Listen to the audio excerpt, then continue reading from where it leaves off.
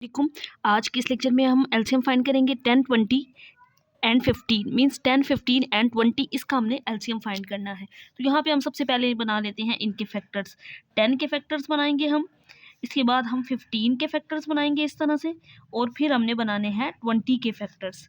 तो 1 bye 1 start करते हैं। पहले 10। अच्छा बच्चों, मैंने यहाँ पे एक चीज़ बताई हुई है, आपको हमेशा 0, 2, 4, 6, 8 कोई इवन नंबर आ जाए तो आपने 2 के टेबल में करना है। जैसे 5 है, ये एक ओड नंबर है तो ये 2 के टेबल में नहीं आता। ये चीज़ आपने देख लेनी है तो आपके यहाँ फैक्टर्स बनाने आसान हो जाएंगे। यहाँ पे 0 है तो हम 2 के टेबल में शुरू कर सकते हैं ना इसको, क्योंकि 2 5 are 10। अब यहाँ पे 5 आ गया, 2 के टेबल में नहीं आता, 5 अपने ही टेबल में आता है, ये एक ओड नंबर होता है, तो 5 1s are 5 आ जाएगा। अब यहाँ पे हम लिख लेते हैं कि 10 के फैक्टर्स क्या बने हैं। यहाँ पे लिखेंगे फैक्टर्स ऑफ 10, 2 × 5, ये दो फैक्टर्स बन गए, इसको मैंने लिख लिया बच्चों। अब हम बनाते हैं 15 के फैक्टर्स। यहाँ पे हम फिर 15 के लिखेंगे एंड देन 20 के लिखेंगे। तो पहले हम फाइंड करते हैं 15 के। अब लास्ट डिजिट 5 है, ये 2 के टेबल में तो नहीं आता, 3 के टेबल में इसको देखें तो आता है, 3 5s are 15 होता है। 5 आ गया, ये सिर्फ अपने ही टेबल में जाता है, 5 1s are 5। तो यहाँ पे दो नंबर्स आ गए, 3 और 5 लिख देंगे इसके फैक्टर्स को। अब बनाते हैं 20 के फैक्टर्स।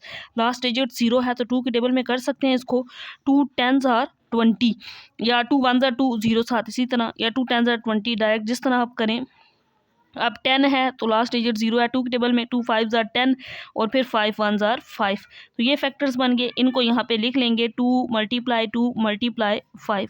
अब हमने इन तीनों का फाइंड करना है एलसीएम।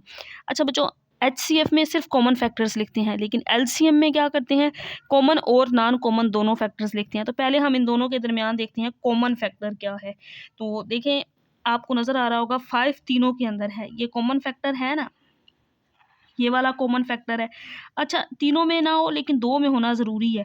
अगर मैं 2 दिखाऊं तो ये 2 और ये 2, यानी कि ये भी कॉमन है। अब ये इस तरह का एक लूप बन जाएगा ना इन दोनों का। 3 तो इंक्लूड उसमें नहीं होगा, 2 कॉमन था। मैं यहाँ पे अब लिख लेती हूँ, एक ये वाला 2 कॉमन, इनमें से ये वाला 5 कॉमन। ये आगे कॉमन फैक्टर्स, बाकी नॉन कॉमन फैक्टर्स।